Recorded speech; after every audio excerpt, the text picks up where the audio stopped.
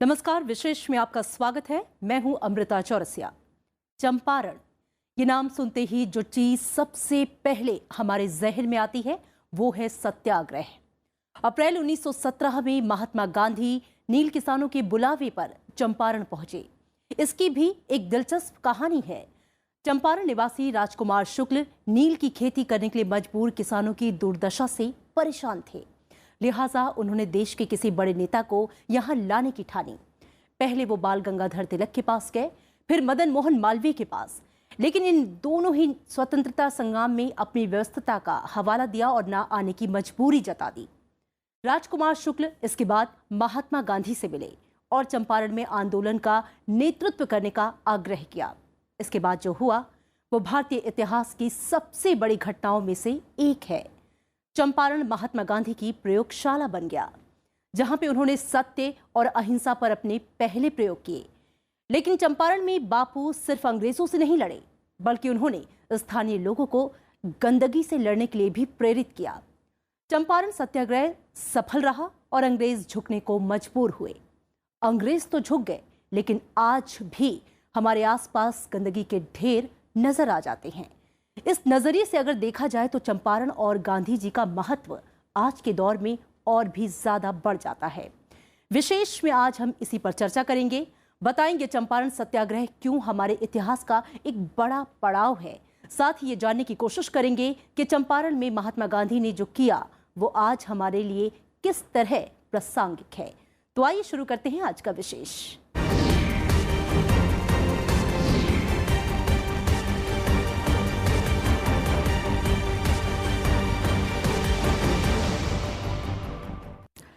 चंपारण सत्याग्रह का शताब्दी वर्ष पूरा हो गया है।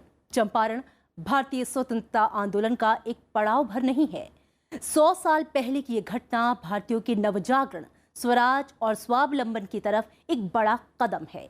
इसकी अहमियत इससे भी समझी जा सकती है कि 100 साल बाद हम उस घटना का न सिर्फ जश्न मना रहे हैं, बल्कि आज के हालात में उसकी प्रासंगिकता भी खोज रहे हैं।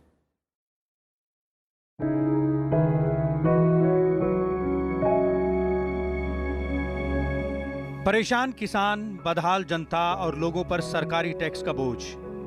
10 अप्रैल 1917 को महात्मा गांधी जब मुजफ्फरपुर पहुंचे तो उनके एजेंडा में ये 3 मुद्दे प्रमुख थे। चंपारण के लोग उनका बेसब्री से इंतजार कर रहे थे। बदहाल जनता को एक मसीहा की जरूरत थी जो उनके कष्ट हर ले। इधर गांधी अपने सत्याग्रह के अस्त्र को आजमाना चाहते थे, यानी चंपारण को गांधी की जरूरत थी और गांधी को चंपारण जैसे हालात की, जहां से वो शोषण और हिंसा के खिलाफ अहिंसा का रण छेड़ सकें। 15 अप्रैल 1917 को गांधी जी चंपारण पहुंचे। यहां उन्होंने पाया कि गांव में गंदगी की कोई सीमा न थी। गलियों में कचरा, कुओं के आसपास कीचड़ और बदबू, आंगन इतने गंदे कि देखे न जा सकें। गांधी जी को उस जगह की तलाश थी जहां से वो अपना काम शुरू कर सकें। देश को एक ऐसे आदमी की तलाश थी जो उसके सवालों को अपना सवाल समझे, जो मंच पर नहीं सिर्फ बात करता हो, लोगों के बीच में जाता हो। तो समझिए 2 ज़रूरतें आपस में मिल गईं और गांधी चंपारण पहुंच गए। गांधी चंपारण कौन सी जगह है ये भी नहीं जानते थे। चंपारण में किसी को पहचानते नहीं थे। जो ले गए थे सज्जन, उन्हीं एकमात्र उनके परिचय थे। लेकिन वहाँ पहुंचकर उन्होंने अपना परिचय खड़ा कर लिया और वहाँ की जो मुख्य समस्या थी उसको समझा उन्होंने। तो नील की खेती और उसके कारण होने वाला जो भी अन्याय था वो सब तो दिखता ही था, लेकिन गांधी ने 2-4 और बातें भी देख ली वहाँ, जो आज भी भारतीय समाज की मूल समस्या है। गांधी जी को चंपारण गए 100 साल गुजर गए। वहां नील के खेतों में बदन जलाती औरतों और बच्चों को उनका हक मिल गया। अंग्रेज देश छोड़कर चले गए, लेकिन गंदगी से हमारा सामना आज भी है। चंपारण शोषण और उपनिवेशवाद से मुकाबला करने की पाठशाला है। गांधी सिखाते हैं किस तरह अहिंसक आंदोलन मजबूत से मजबूत शासकों को झुकने के लिए मजबूर कर देते हैं। लेकिन चंपारण का एक सबक ये भी है कि इंसान की पहली लड़ाई अपने आप से और अपने आसपास के वातावरण से है। चंपारण आंदोलन के 100 साल बाद मौजूदा सरकार एक नए आंदोलन की बात कर रही है। 10 अप्रैल 2018 को पूर्वी चंपारण में देश भर से 20,000 स्वच्छाग्रही जुटे। 100 वर्ष पूर्व चंपारण में देश भर से लोग आए थे। गांधी जी के नेतृत्व में गली गली जाकर काम किया था। 100 वर्ष बाद आज उसी भावना पर चलते हुए देश के अलग अलग हिस्सों के आए लोगों ने यहां के उत्साही नौजवानों, स्वच्छाग्रहियों के साथ कंधे से कंधा मिलाकर दिन रात काम किया है।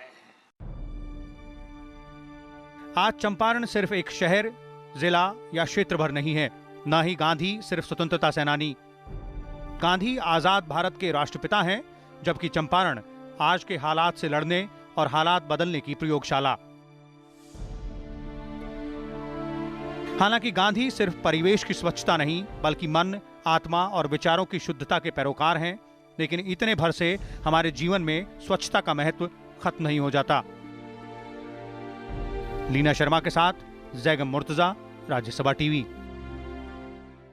नील की खेती और भारत में आजादी की लड़ाई का पुराना संबंध है। 1859 में बंगाल के किसानों ने अंग्रेजों के खिलाफ जंग छेड़ दी, जिसे इतिहास में नील विद्रोह के नाम से हम जानते हैं। लेकिन इसके बाद भी नील की खेती से जुटे किसानों की परेशानी कम नहीं हुई। बंगाल से लेकर बिहार तक उनकी ये दुर्दशा बरकरार रही। चंपारण में भी कमोबेश यही हालात थे। आइए देखते हैं कि आखिरकार क्यों चंपारण सत्याग्रह की नौबत आई। उस वक्त पहला विश्व युद्ध चल रहा था। पूरी दुनिया के लिए उथल पुथल का दौर था और ठीक उसी वक्त चंपारण भी भीतर ही भीतर सुलग रहा था। वर्षों से गरीबी और मजबूरी की मार झेल रहे किसानों के लिए अब कुछ भी सहना बेहद मुश्किल हो गया। नील की खेती से वो तबाह हो गए, लेकिन नील की खेती उनकी मजबूरी थी। अंग्रेजों ने 3 कठिया व्यवस्था लागू कर दी थी, जिसके तहत 1 बीघे में से 3 कट्ठे जमीन पर नील की खेती अनिवार्य कर दी गई। मुश्किलों की शुरुआत यहीं से हुई। बुआई के हर मौसम से पहले जमीन जमादार तय करते थे, यानी किसान जमीन के किस हिस्से पर नील बोएगा ये किसानों के हाथ में नहीं था। फसल की कीमत बेहद कम होती थी। प्रति बीघा 19 रुपए भुगतान का नियम था, लेकिन वो भी किसानों को नहीं मिलता था। मुआवजे की कोई व्यवस्था नहीं थी। नील की खेती करनी ही पड़ती थी अनिवार्यतः। उस नील की खेती को उन्हें प्राथमिकता देनी होती थी और जो उन्होंने दाम दे दिया तय करके वो लेना पड़ता था। वो नील की प्रोसेसिंग में भी उनको मजदूरी करनी पड़ती थी। कम से कम मजदूरी में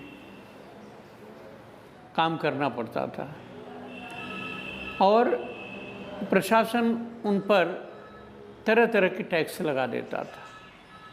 यानी खेती करते हुए भी वो एक सुखी जीवन नहीं जी सकते थे। बहुत ही गरीबी में, अभाव में, हर समय प्रताड़ना के डर से जीते थे वो। उस वक्त चंपारण जिले में नील के 70 कारखाने थे और पूरे जिले पर इन कारखानों का प्रभाव था। 2 से 5 मील की दूरी पर बने इन कारखानों ने अपने अपने इलाके बांट रखे थे। जो किसान पहले अन्न उपजाते थे, उनसे ये लोग जबरदस्ती नील की खेती करवाने लगे। पहला विश्व युद्ध चल रहा था तो अंग्रेजों को और पैसों की जरूरत थी, लिहाजा नील की खेती करने वालों पर और दबाव बनने लगा।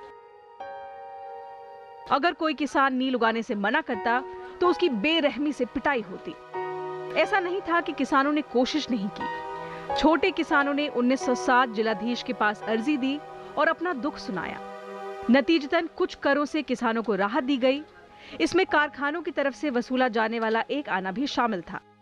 कारखानों की आमदनी कम हुई तो वे लोग किसानों से नील की खेती के लिए अलग से सिंचाई का पैसा वसूलने लगे। 1914 में जाकर ये वसूली बंद हुई, लेकिन नील के धंधे से जुड़े लोग किसानों के लिए जो कर लगाते थे, अगर वो उसको नहीं भरते तो उनके लिए सजा का प्रावधान था। काम कहाँ से शुरू हो, क्योंकि देश तो बहुत कम जानते हैं वो। ऐसे में एक बिहार के शुक्ल जी हैं, किसान हैं चंपारण के। जो बहुत पहले से, गांधी के पहले से कांग्रेस में घूमते रहे हैं ये कहने के लिए कि भाई हमारे यहाँ बहुत बुरी हालत है, नील की खेती के कारण किसानों का जीना मुश्किल हो गया है, लेकिन कोई हमारी बात सुनता नहीं है। तो आप में से कोई चले और देखे वहाँ, तो सबके पास जाते हैं, जितने बड़े कांग्रेस के नेता हैं उन सबको बुलाने जाते हैं, लेकिन हर कोई उनको ये समझाता है कि नहीं, अभी आज़ादी की बहुत बड़ी लड़ाई चल रही है, छोटी छोटी बातों के लिए समय नहीं है। ऐसे में गांधी नाम का एक आदमी आता है जो उस समय तक महात्मा गांधी नहीं है, एम.के. गांधी है। नील समेत बाकी नकदी फसल उपजाते उपजाते किसान खस्ता हाल हो गए। उनका उधार बढ़ता गया और अपनी बेहतरीन जमीन पर वो अन्न के बदले नील उगाते रहे। धीरे धीरे नील ने जमीन के उस हिस्से की उर्वरता कम कर दी। इसके बाद जब वहां दूसरी फसल भी बोई गई तो पैदावार कम हो गया। चंपारण में भूखमरी की नौबत आ गई। किसानों को कोई रास्ता नहीं दिख रहा था। वहीं के एक किसान राजकुमार शुक्ला ने फिर महात्मा गांधी को चिट्ठी लिखी। उन्होंने चंपारण के हालात से कांग्रेस और महात्मा गांधी को अवगत कराया और उनसे चंपारण आने की अपील की। Bureau report, Rajya Sabha TV.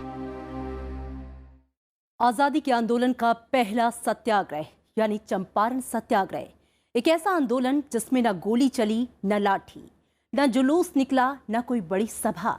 Gandhi ji गिरफ्तार हुए तो जमानत लेने से भी मना कर दिया। आखिरकार अंग्रेजों को झुकना पड़ा और 100 साल पुरानी कुप्रथा खत्म हुई।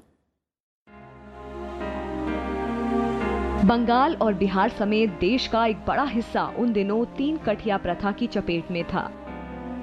हजारों किसान धान गेहूं की जगह नील की खेती करने के लिए मजबूर किए जाते थे। नील की खेती से जमीन तो बंजर होती थी, पर अंग्रेजों के अत्याचारों ने गरीबों की कमर ही तोड़ डाली थी। ऐसे में जरूरत थी एक ऐसे इंसान की जो यहाँ आकर उनकी आवाज अंग्रेज हुकूमत तक पहुँचाए और उन्हें अत्याचारों की इस अंधेरी खाई से बाहर निकाले।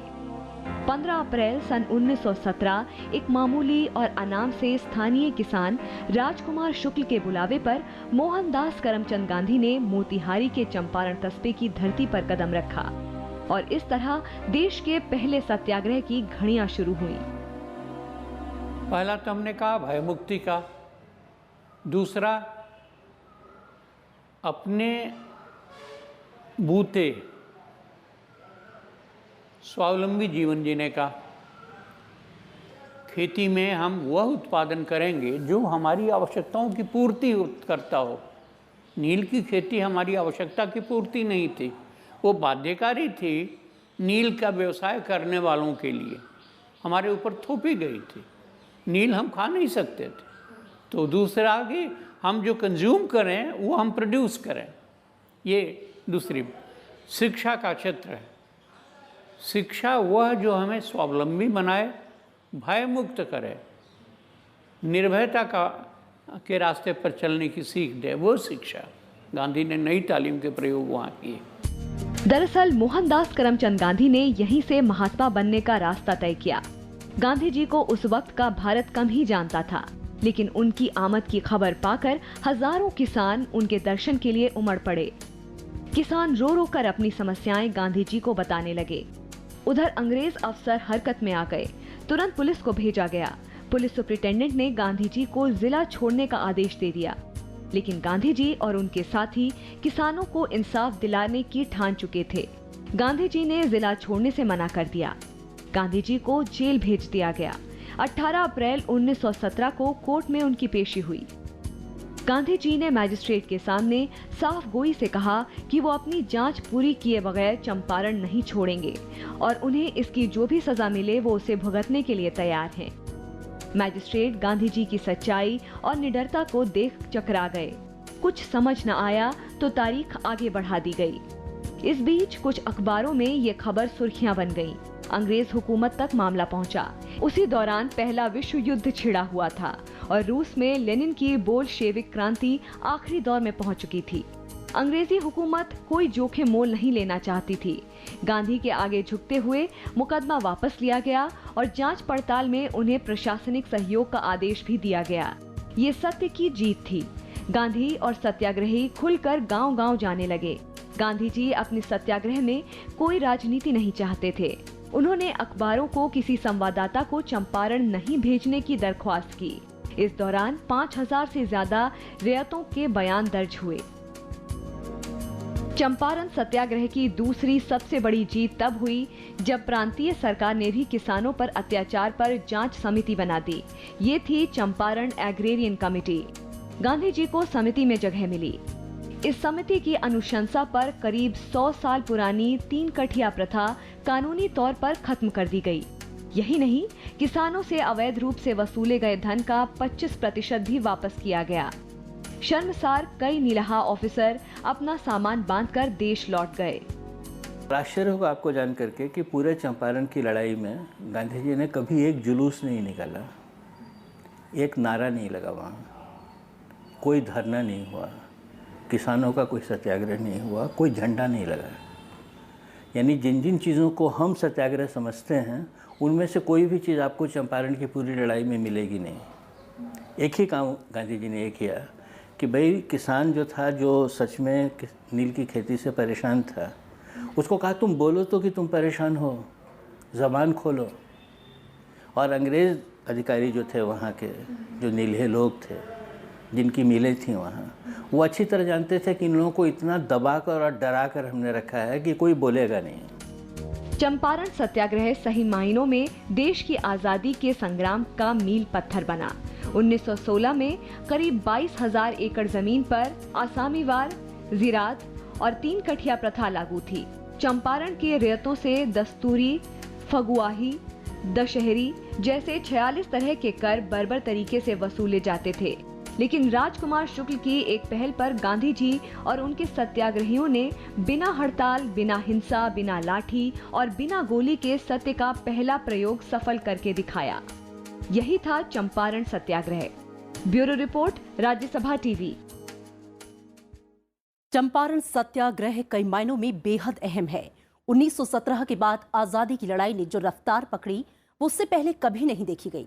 महात्मा गांधी पहली बार पूरे देश के राजनीतिक पर्दे पर उभर कर सामने आए और कई स्वतंत्रता सेनानी आजादी की लड़ाई में कूद पड़े। मोहनदास करमचंद गांधी से महात्मा गांधी बनने की शुरुआत चंपारण सत्याग्रह से हुई। उन्होंने भारतीय समाज और लोगों की मुश्किलों को जाना परखा। 1917 को जानकार इस मायने में अहम मान रहे हैं कि पहली बार इस सत्याग्रह में किसान आंदोलन और राष्ट्रीय आंदोलन की धारा मिलकर एक हुई। मतलब एक तरह की जड़ता टूटी। सबसे बड़ी बात है ना, जैसे आप अंधेरे कमरे में पहली खिड़की खोलती हैं तो चंपारण गुलाम भारत के अंधेरे में खोली हुई गांधी जी की पहली खिड़की है। वो खुली तो लोगों को विश्वास हुआ कि आदमी सही जगह ले जाता है। गांधी जी को समझ में आया कि खिड़कियां खोली जा सकती हैं। यह बात दक्षिण अफ्रीका में हुई, भारत में भी होगी। यही नहीं, महात्मा गांधी का देश में ये पहली बड़ी राजनीतिक हिस्सेदारी का मंच बना और इसके बाद गांधी राष्ट्र नेता के तौर पर उभरे। उनके सामने ये स्पष्ट हो गया कि स्वराज्य की लड़ाई एलीट क्लास की लड़ाई से भिन्न होगी, ये मासेस की लड़ाई होगी। इसलिए उन्होंने 2-3 तरह से मासेस को तैयार किया। एक तो जैसा चंपारण में किया, समाज को निर्भय बनाया।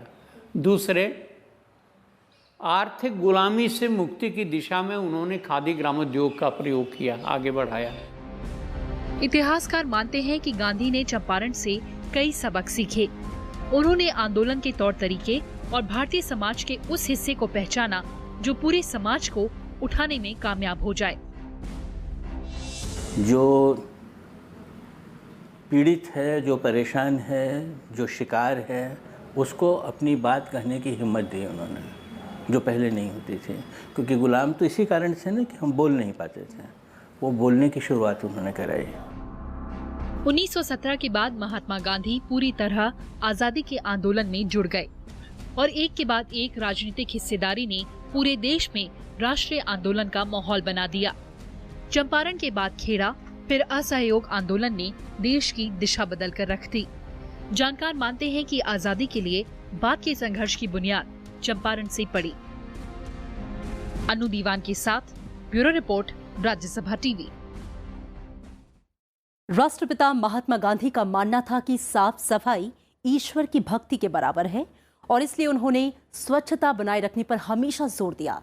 उनका कहना था कि उन्होंने स्वच्छ भारत का सपना देखा था, जिसके लिए वे चाहते थे कि भारत के सभी नागरिक एक साथ मिलकर देश को स्वच्छ बनाने का काम करें।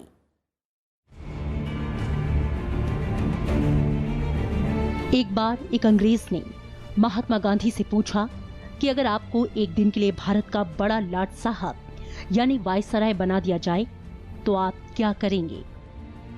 गांधी जी ने कहा कि राजभवन के पास जो गंदी बस्ती है मैं उसे साफ करूंगा। अंग्रेज ने फिर पूछा, मान लीजिए कि आपको एक और दिन उस पद पर रहने दिया जाए, तब? गांधी जी ने फिर कहा कि दूसरे दिन भी मैं वही करूंगा। गांधी जी का ये जवाब इस बात को साबित करता है कि वो स्वच्छता को लेकर कितना संजीदा थे। दरअसल गांधी जी अपने बचपन में ही भारतीयों में स्वच्छता के प्रति उदासीनता की कमी को महसूस कर चुके थे। दक्षिण अफ्रीका के दिनों से लेकर भारत तक अपने पूरे जीवन काल में गांधी जी बिना थके स्वच्छता के प्रति लोगों को जागरूक करते रहे। गांधी जी के लिए स्वच्छता एक बहुत ही महत्वपूर्ण सामाजिक मुद्दा था। उन्होंने देखा कि भारत चंपारण के जीवन में भयंकर गंदगी है चारों बगल, और उस गंदगी का किसी को एहसास नहीं है, उसी में लोग रहते हैं। गांधी विदेश से आए थे तो वहाँ की जो साफ़ सफाई का एक स्तर है उसके कारण उनको वो चीज़ और खटक रही थी। दूसरा, उन्होंने देखा कि चंपारण में पढ़ने लिखने के बच्चों की कोई व्यवस्था ही नहीं है, तो उन्होंने कहा कि नहीं, पढ़ाई लिखाई शुरू करानी पड़ेगी। आप सोच कर अगर देखेंगे तो इन दोनों का संबंध व्यक्ति के मजबूत होने से है। जो लोग अपने पर्यावरण के बारे में, अगल बगल के बारे में सावधान होते हैं, वो सफाई पर ध्यान रखते हैं। महात्मा गांधी ने आजादी के आंदोलन के दौरान आजादी के अलावा जिस बात पर सबसे ज्यादा जोर दिया वो स्वच्छता थी। स्वच्छता के महत्व को बताते हुए उन्होंने स्कूली और उच्च शिक्षा पाठ्यक्रमों में इसे तुरंत शामिल करने की आवश्यकता पर जोर दिया। गांधी जी के स्वच्छता अभियान में चंपारण सत्याग्रह भारतीय इतिहास में एक अनोखा प्रयोग था। जब गांव के गरीब मजदूरों, किसानों के बीच काम करने के लिए पूरे देश से लोग साफ सफाई और शिक्षा का प्रसार करने के लिए गांव-गांव भटके। ये कोई आसान काम नहीं था, खासकर तब जब स्थानीय स्तर पर जबरदस्त विरोध हो।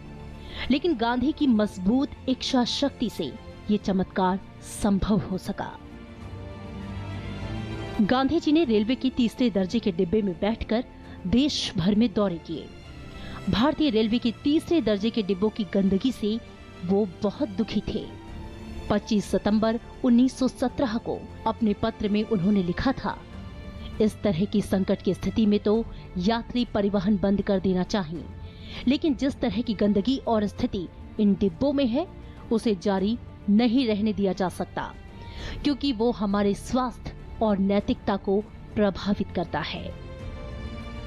गांधी जी ने गांवों और शहरों की स्वच्छता के साथ साथ धार्मिक स्थलों में फैली गंदगी की ओर भी बार बार ध्यान दिलाया। कांग्रेस के करीब करीब हर सम्मेलन में दिए अपने भाषण में गांधी जी ने स्वच्छता के मामले को उठाया। 19 नवंबर 1925 के यंग इंडिया के एक अंक में गांधी जी ने भारत में स्वच्छता के बारे में अपने विचारों को लिखा। उन्होंने लिखा कि देश के अपने भ्रमण के दौरान मुझे सबसे ज्यादा तकलीफ गंदगी को देखकर हुई। इस संबंध में अपने आप से समझौता करना मेरी मजबूरी है। गांधी ने वास्तव में तो मोतिहारी जाकर के वास्तविक वस्तु स्थिति का दर्शन पाया। समाज में कहाँ है, हमारे देश में क्या स्थिति है, गरीबी है, भुखमरी है, अशिक्षा है, आपस में भेदभाव है। ये जो अपने समाज की कमजोरियां हैं, एक तरफ अंग्रेजी व्यवस्था के दमनकारी स्थिति का भी उन्होंने दर्शन किया और दूसरी तरफ गांव समाज में क्या कमजोरियां हैं उसको भी देखा। हालांकि स्वच्छता के बारे में दी गई महात्मा गांधी की सलाह के 100 साल बाद भी हमने उस पर पूरी तरह से अमल नहीं किया है। गांवों की बात तो छोड़िए, देश की राजधानी और अनेक बड़े बड़े शहरों में आज भी गंदगी के पहाड़ खड़े हैं। आज भी लोगों को शौचालय प्रशिक्षण, स्वच्छता और सफाई की जरूरत है। और गांधी जी इस मामले में आज भी हमारे मार्गदर्शक साबित हो सकते हैं। Bureau report, Rajya Sabha TV.